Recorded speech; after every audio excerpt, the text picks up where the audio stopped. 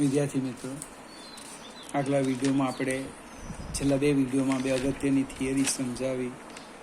Dipole અક્ષ અને ડાયપોલની વિષુવ રેખા પર વિદ્યુત ક્ષેત્ર. અક્ષ પરનું સૂત્ર હતું 1/4πε0 ટ્વાઇસ PR/r² - a² એકમ સદિશ p. હવે કોઈકને 1/4πε0 વારંવાર લખવો ન હોય તેની જગ્યાએ k લખી દેવાનું, ટ્વાઇસ kpr તો પણ ચાલે. વિષુવ રેખા પર શું હતું? -1/4πε0 p/r²+ a²√3/2. r એના કેન્દ્રથી અક્ષ અને વિષુવ રેખા પરનું અંતર હતું. જો એ અંતર ખૂબ મોટું લઈએ તો એ શૂન્ય થાય, તો આ પ્રકારનું સૂત્ર આવતું હતું. અક્ષ પર 1/4πε0 ટ્વાઇસ p/r³ -1/4πε0 p/r³. ત્યાર પછી એક બીજું ઓબ્જેક્ટિવ જોયું હતું. એમની વચ્ચેનું અંતર આપણે 0ની નજીક જઈએ, ખૂબ નાનું લઈએ અને વિદ્યુતભાર ખૂબ મોટો લઈએ તો એ જે ડાયપોલ મળે એને શું કહેવાય? બિંદુ ડાયપોલ. એના માટે આ બંને સૂત્ર સાચા છે. સેજ આપણે આગળ જઈએ, અણુના પ્રકાર પાડીએ, કેમિસ્ટ્રીની વાત કરીએ. બે પ્રકાર પાડેલા છે. કોઈક પદાર્થ બોલે, અહીંયા ચોપડીમાં અણુ લખેલું છે. અણુના બે પ્રકાર પાડવાના. કયા કયા પ્રકાર, કોની દ્રષ્ટિએ? પહેલા તો એ જોવાનું કે ડાયપોલની દ્રષ્ટિએ એક પ્રકાર છે અધ્રુવીય, એક પ્રકાર છે અધ્રુવીય અને બીજો પ્રકાર છે ધ્રુવીય. હવે અધ્રુવીય અને ધ્રુવીય કેવી રીતે પાડ્યા તો એ સમજાવવા હું પ્રયત્ન કરું. ચોપડીમાં જે લખ્યું છે એ અનુસાર લગભગ મોટે ભાગના અણુમાં શું થાય? ધન વિદ્યુતભાર અને ઋણ વિદ્યુતભારના કેન્દ્ર એકબીજા પર સંપાત થાય. આ ધન વિદ્યુતભારનું કેન્દ્ર એ જ ઋણ વિદ્યુતભારનું કેન્દ્ર. ધન અને ઋણ વિદ્યુતભાર ના કેન્દ્રો એક જ હોય. આ ધન વિદ્યુતભાર છે, પોઝિટિવ, અને એ જ ઋણ છે, એકબીજા ઉપર સંપાત થયા છે. હવે કેન્દ્ર એક જ હોય તો શું થાય? તેમની વચ્ચેનું જે પરિમિત અંતર છે ટ્વાઇસ એ 0 થાય. ટ્વાઇસ એ 0 થાય તો શું થાય? આ જે અણુ છે એ ડાયપોલ મોમેન્ટ ટ્વાઇસ એ ક્યુ = 0 થાય. અને એની જે ડાયપોલ મોમેન્ટ છે, અણુની ડાયપોલ મોમેન્ટની લખવું હોય તો શું લખવાનું? ચાક માત્રા. મોમેન્ટની લખવું હોય તો ચાક માત્રા કેટલી થાય? 0 થાય. આવા અણુને અધ્રુવીય અણુ કહે છે. ફરીથી, મોટે ભાગના અણુમાં શું થાય? ધન અને ઋણ વિદ્યુતભારના કેન્દ્ર એક જ સ્થાન પર હોય, એકબીજા ઉપર સંપાત થયેલા હોય. એટલે એ લોકો કાયમી ડાયપોલ મોમેન્ટ ધરાવતા નથી. પાછો પ્રશ્ન ઉદ્ભવે, કેમ ન ધરાવે? તો ડાયપોલ મોમેન્ટનું સૂત્ર છે ટ્વાઇસ AQ.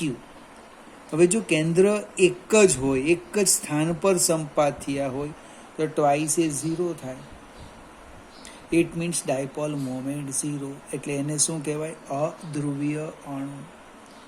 ચોપડીમાં ઉદાહરણ આપેલું છે, યાદ રાખવા પ્રયત્ન કરજો. CO2, CH4 એ કેવા અણુઓ છે? અધ્રુવીય અણુઓ છે.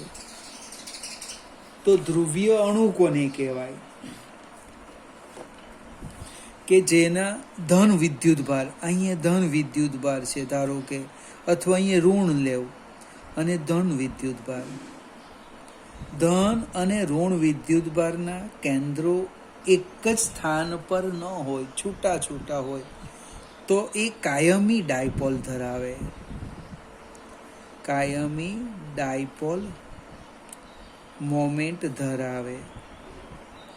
આવા અણુને શું કહેવાના? આવા અણુને ધ્રુવીય અણુ કહેવાના. પાછો સમજાવું એકદમ ટૂંકમાં. કાયમી ડાયપોલ મોમેન્ટ ધરાવે તો ધ્રુવીય, ન ધરાવે તો અધ્રુવીય. પણ પ્રશ્ન ઉદ્ભવ્યો કેમ, તો આ સમજાવવું પડે. એટલે તફાવત લખવા કે ધ્રુવીય અણુ અને અધ્રુવીય અણુ વચ્ચેનો તફાવત, તો એક જ તફાવત કયો? ધ્રુવીય અણુ કાયમી ડાયપોલ મોમેન્ટ ધરાવે અને અધ્રુવીય અણુ કાયમી ડાયપોલ મોમેન્ટ ધરાવતો નથી. આનું ઉદાહરણ છે આપેલું છે H2O.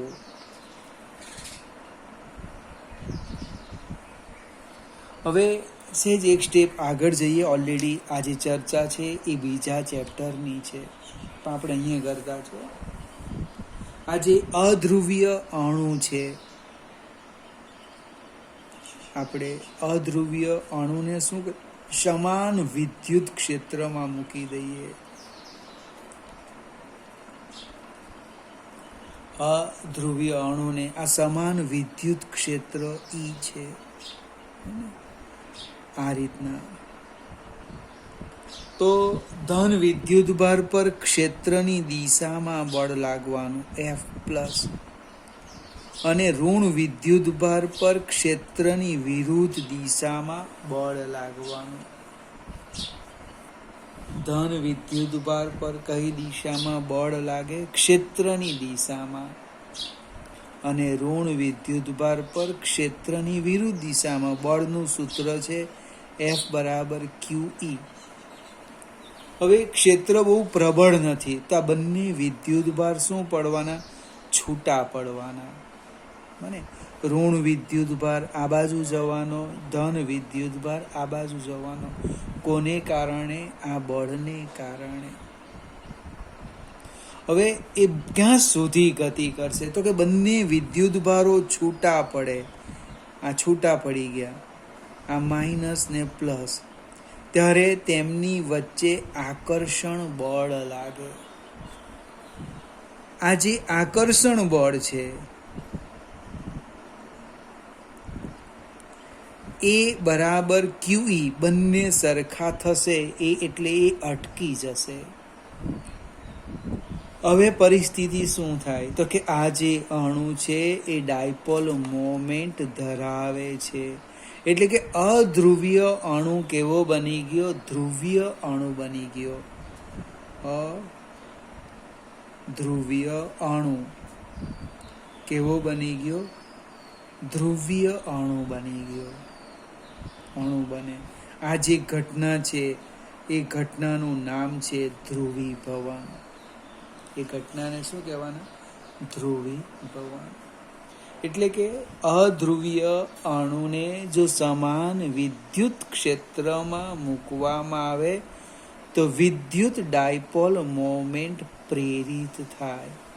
ને આમાં ડાયપોલ મોમેન્ટ 0 હતી, P = 0 હતી, પણ ક્ષેત્રમાં મૂકવાને કારણે શું થયું? P ≠ 0. ડાયપોલ મોમેન્ટ પ્રેરિત થવાનું કારણ શું છે? તો કે બળ લાગ્યું. એટલે બંને પરસ્પર વિરુદ્ધ દિશામાં ગતિ કરવાના.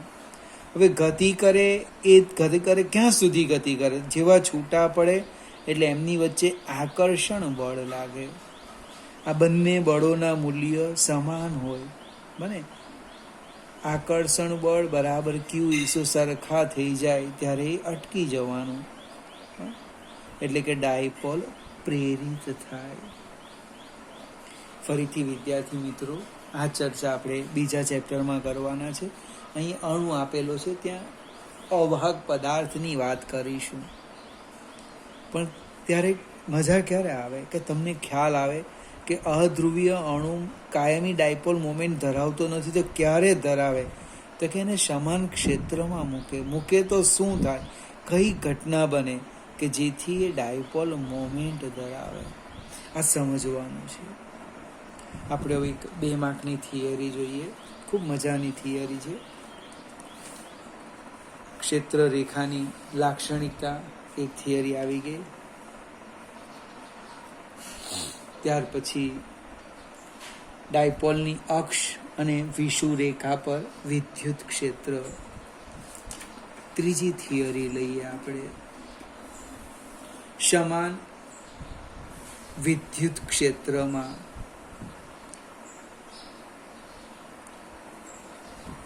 વાક્ય રચના. સમાન વિદ્યુત ક્ષેત્રમાં વિદ્યુત ડાયપોલ મૂકતા પછી જે પ્રશ્ન પૂછ્યો હોય તો ડાયપોલ પર આપણે લખવાના છે લાગતા ટોર્કનું સૂત્ર મેળવો. ટોર્કનું સૂત્ર મેળવો.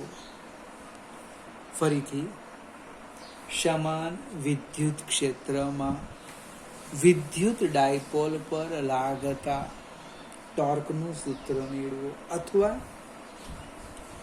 ડાયપોલને સમાન વિદ્યુત ક્ષેત્રમાં મૂકવામાં આવે તેના વર્તણૂકની ચર્ચા કરો. એ શું કરશે? હવે થિયરી કેવું તો થિયરી અને ઓબ્જેક્ટિવ પણ આની અંદર ઘણા બધા છે. પહેલા આકૃતિ હું તમને સમજાવવા પ્રયત્ન કરું. આપણે સમાન વિદ્યુત ક્ષેત્ર આ દિશામાં લઈએ. હું ઝાંખી લીટી પાડીશ. આમ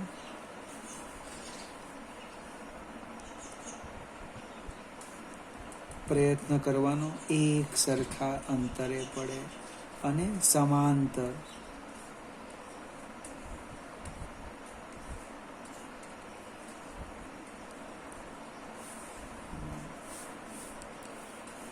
આ સમાન વિદ્યુત ક્ષેત્ર છે. તમને કોણે કીધું? તમે એક લીટી દોરો તો પણ ખ્યાલ આવશે. આ ક્ષેત્ર રેખા દોરેલી છે. જો બધી જ એકબીજાને સમાંતર અને સમાન અંતરે છે એટલે શું કહેવાય? અહીંયા વિદ્યુત ક્ષેત્ર સમાન છે. હવે એની અંદર આપણે એક ડાયપોલ મૂકવાના. સમજવા પ્રયત્ન કરજો ફિગરને. આ ડાયપોલનું કેન્દ્ર અહીંયા લઈ લેમ, આ બાજુ -Q લઈ લેમ અને અહીંયા +Q લઈ લેમ. એક લીટી પાડીએ ઝાંખી. એવી લીટી આવવાની નથી, પણ સમજવા માટે પાડવાનું છે. જો અહીંયા મૂકું છું +Q, અહીંયા છે -Q. ફરીથી આ શું છે? સમાન વિદ્યુત ક્ષેત્ર. સમાન વિદ્યુત ક્ષેત્રમાં એક વિદ્યુત ડાયપોલ અને ક્ષેત્ર સાથે થીટા કોણ બને તે રીતે મૂકવામાં આવે છે. ફરીથી, વિદ્યુત ક્ષેત્ર આમ છે. તમે વિદ્યુત ક્ષેત્ર આમ પાડી દો. સમજાવું બીજી પણ આકૃતિ. આ ક્ષેત્ર E લેવ, ડાયપોલને આમ મૂકો તો આને થીટા કહેવાનું. કેમ? તો કે ડાયપોલ મોમેન્ટની દિશા આ છે, -Q થી +Q. આપણે ચોપડીમાં આ ફિગર છે તો એનો ઉપયોગ કરીએ. હવે +Q અને -Q એ સમાન વિદ્યુત ક્ષેત્ર Eમાં છે, એટલે એની ઉપર બળ લાગે. કઈ દિશામાં? તો અહીંયા +Q પર આ દિશામાં લાગે, QE. એને હું લખું છું F+. -Q પર ક્ષેત્રની વિરુદ્ધ દિશામાં બળ લાગે, F-. આ આપણી આકૃતિ થઈ. હવે વર્ણન કરીએ. શું વર્ણન કરવાના તે સમજાવું તમને. આકૃતિમાં શું દર્શાવેલું છે? સમાન વિદ્યુત ક્ષેત્ર Eમાં વિદ્યુત ડાયપોલ એવી રીતે મૂકવામાં આવે છે.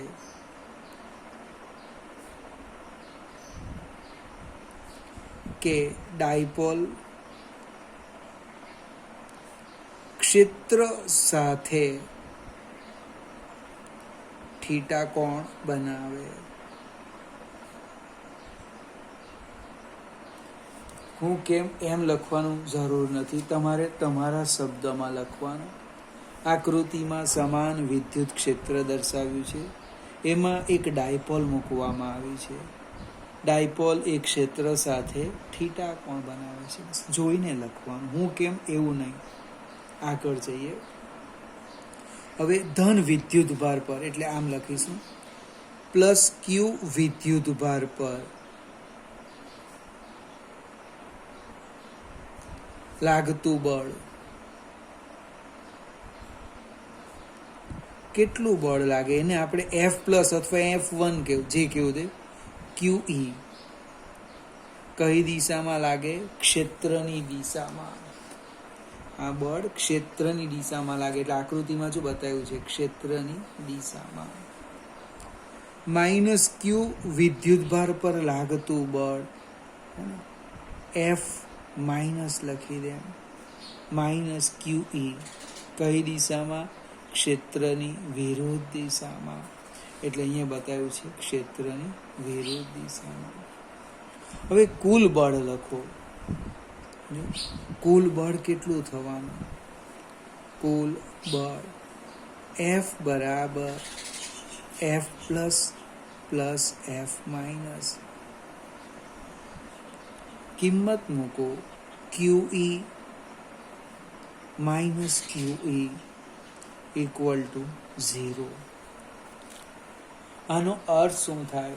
સમાન વિદ્યુત ક્ષેત્રમાં વિદ્યુત ડાયપોલ પર લાગતું કુલ બળ કેટલું થવાનું? શૂન્ય થવાનું.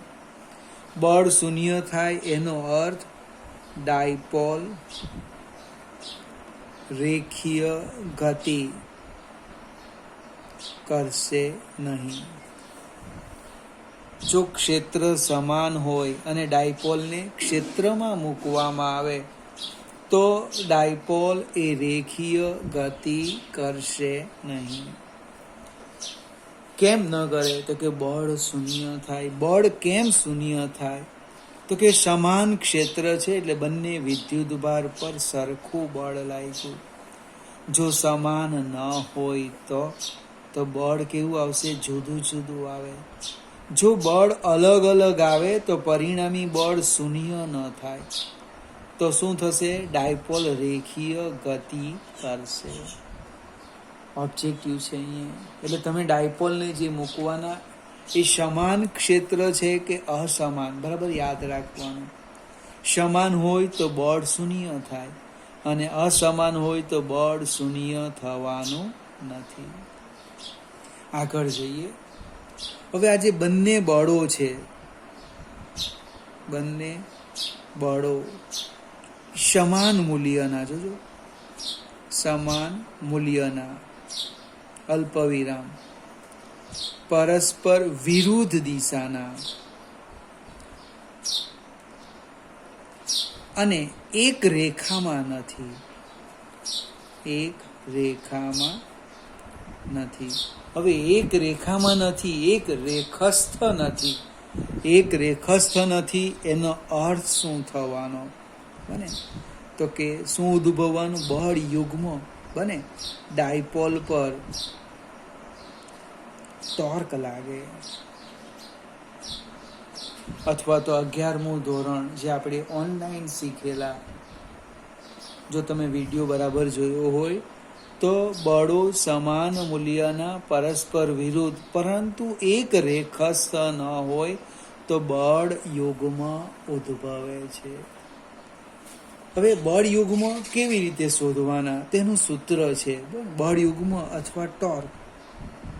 આમ લખાય: કોઈ એક બળનું મૂલ્ય, કોઈ એક બળનું મૂલ્ય ગુણ્યા બે બળો વચ્ચેનું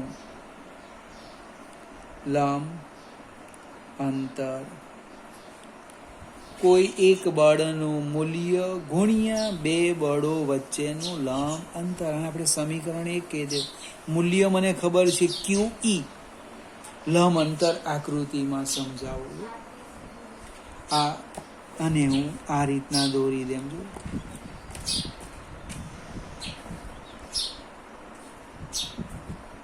ફિગર જોજો મારી, ઝાંખી લીટી આમ પાડી દઈએ તો આ જે થવાનું એ લંબ અંતર થવાનું.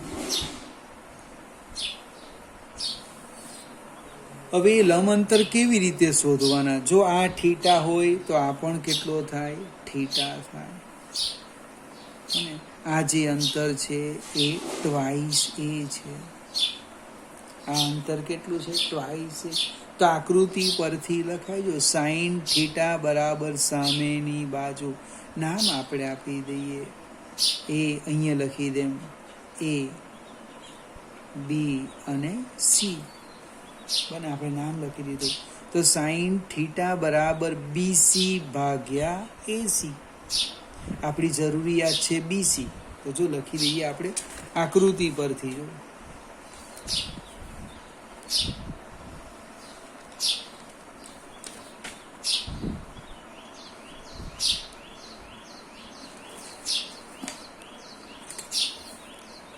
આકૃતિ પછી શું લખવાના? જો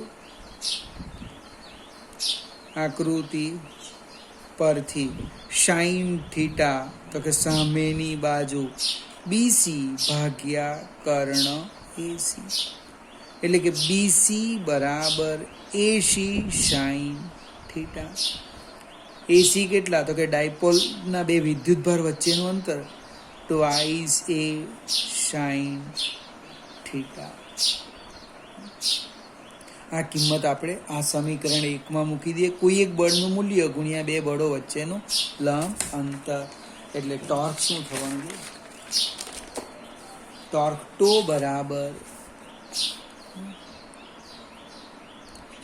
અથવા ઊંચા છે ટાઉ બરાબર ક્યુ ઈ ગુણ્યા ટ્વાઇસ એ સાઈન થીટા. અથવા આમ લખો, twice A Q E sine theta. Twice A Q તમને ખબર છે, dipole moment. Twice A Q એ શું છે? Dipole moment. ડાયપોલ ચાક માત્રા. એટલે tau equal to P E sine theta. Torque સદિશ ભૌતિક રાશિ છે. ડાયપોલ મોમેન્ટ પણ સદિશ ભૌતિક રાશિ, અને ક્ષેત્ર પણ કેવું છે? સદિશ ભૌતિક રાશિ. પરીક્ષામાં પ્રશ્ન પૂછેલો છે. હવે પ્રશ્નો પૂછે તો બહુ બધી લાંબી ચર્ચા નહીં કરવાની, ટૂંકમાં લખવાનું. ટોર્કનું સૂત્ર મેળવો તો લખવાનું સીધું જ. પછી રેખીય ગતિ કરે નહીં કરે એટલે એકાદ લીટી લખવાની, સીધું જ આ ચર્ચા કરેલી બેઠી, અને 2 માર્ક્સ પ્રાપ્ત થાય. હવે ટોર્ક આપણે શીખ્યા હતા, પણ એના કરતાં વધારે બળ આપણને આવડે. હંમેશા બળ લાગે તો પદાર્થ શું કરે? બળ લઘુત્તમ બને તે રીતે રહેવા પ્રયત્ન કરે. એટલે આ ટોર્ક લાગવાને કારણે શું થશે? એ ચાક ગતિ કરશે. હવે ચાક ગતિ કેવી રીતે કરે? એ એવી રીતે કરશે કે ટોર્ક ઘટે, એટલે થીટા ઘટે તેમ ચાક ગતિ કરશે. અને અંતે શું થાય? ક્ષેત્રને સમાંતર ગોઠવાય. અહીંયા લખીએ છીએ આપણે આગળ, ઓબ્જેક્ટિવ છે બધા જ. અને ડાયપોલ પર ટોર્ક લાગવાને કારણે ડાયપોલ શું કરશે? એક જ લીટી લખી દે, થીટા ઘટે તે રીતે, થીટા ઘટે તે રીતે ચાક ગતિ કરશે, અને અંતે ક્ષેત્રને સમાંતર ગોઠવાશે.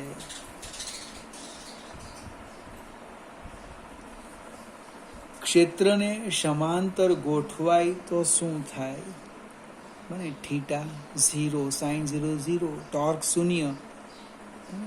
એટલે હંમેશા પદાર્થ લઘુત્તમ બળ અને લઘુત્તમ ટોર્ક લાગે એવી રીતે રહેવા પ્રયત્ન કરે. હવે આપણે નોંધ કરીએ, અસમાન ક્ષેત્ર લઈએ. નોંધ, હું સમજાવું એ પ્રમાણે જોજો. અસમાન વિદ્યુત ક્ષેત્ર આ દિશામાં છે. અસમાન વિદ્યુત ક્ષેત્ર, એનું મૂલ્ય પણ આ જ દિશામાં છે. એનું જે મૂલ્ય છે, વધતા ક્ષેત્રની દિશા પણ આ જ છે. વધતા ક્ષેત્રની દિશા, એમાં આ દિશામાં ક્ષેત્ર વધે છે, અસમાન વિદ્યુત ક્ષેત્ર. હવે એની અંદર ડાયપોલને બે રીતે મુકાય. એક, આ ધન વિદ્યુતભાર અને આ ઋણ વિદ્યુતભાર લઈએ, પ્લસ ક્યુ માઇનસ ક્યુ. ડાયપોલ મોમેન્ટ આ દિશામાં આવવાની. એટલે કે ડાયપોલ મોમેન્ટ અને ક્ષેત્ર કેવા થવાના? સમાંતર થવાના. ત્યારે એની ઉપર બળ કઈ દિશામાં લાગે? તો તમે જેમ આમ જાઓ તેમ ક્ષેત્રનું મૂલ્ય વધતું જાય, આમ ઘટતું જાય. એટલે એફ પ્લસ, જો તમે વાક્ય રચના, F plus is greater than F minus. ધન વિદ્યુતભાર પર જે બળ લાગે એ ઋણ વિદ્યુતભાર કરતાં વધારે લાગે. એટલે કે ડાયપોલ આપણે લખવાના. એટલે કે ડાયપોલ કઈ દિશામાં ગતિ કરશે? વધતા વિદ્યુત ક્ષેત્રની દિશામાં ગતિ કરશે. જો ડાયપોલ પ્રતિ સમાંતર હોય તો theta is equal to pi, તો પણ ટોર્ક 0 થવાનું. હવે પરિસ્થિતિ શું છે તે જોઈએ. આપણું ક્ષેત્ર આ દિશામાં છે, વધતું ક્ષેત્ર બને, વધતા વિદ્યુત ક્ષેત્રની દિશા. કેવું છે ક્ષેત્ર? અસમાન. હવે માઇનસ અહીંયા લઈ લઈએ, માઇનસ ક્યુ. અહીંયા લઈ લઈએ પ્લસ ક્યુ. આ પ્લસ ક્યુ પર આ દિશામાં બળ લાગે એફ પ્લસ, અને આના ઉપર આ દિશામાં બળ લાગે એફ માઇનસ. તો શું થવાનું? અહીંયા એફ માઇનસ, એ પ્રતિ સમાંતર, F minus is greater than F plus. અહીંયા ડાયપોલ સમાંતર છે, થીટા ઇઝ ઇક્વલ ટુ 0 છે. અહીંયા છે theta is equal to pi, પ્રતિ સમાંતર છે, પરસ્પર વિરુદ્ધ દિશામાં ક્ષેત્ર અને ડાયપોલ.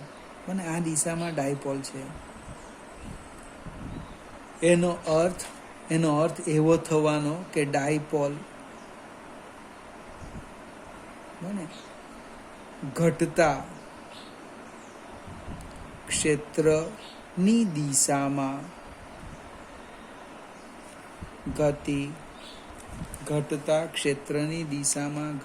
ગતિ કરશે. ફરીથી ઓબ્જેક્ટિવ છે. પહેલો તો અસમાન વિદ્યુત ક્ષેત્રો હોય તો શું લાગવાનું? બળ અને ટોર્ક બંને લાગે. પણ ડાયપોલ ક્ષેત્રને સમાંતર ગોઠવાય એટલે ટોર્ક 0 થાય, જ્યારે બળ 0 થતું નથી. હવે એમાં બે કેસ લીધા. જો ડાયપોલ મોમેન્ટ અને ક્ષેત્ર એક જ દિશામાં હોય તો એ વધતા ક્ષેત્રની દિશામાં ગતિ કરે, અને પરસ્પર વિરુદ્ધ હોય તો એ ઘટતા ક્ષેત્રની દિશામાં ગતિ કરે. ફરીથી વિદ્યાર્થી મિત્રો, એક સરસ ઉદાહરણ છે. સમય જો થઈ જતો છે, હું આના પછીના વિડીયોમાં સમજાવીશ.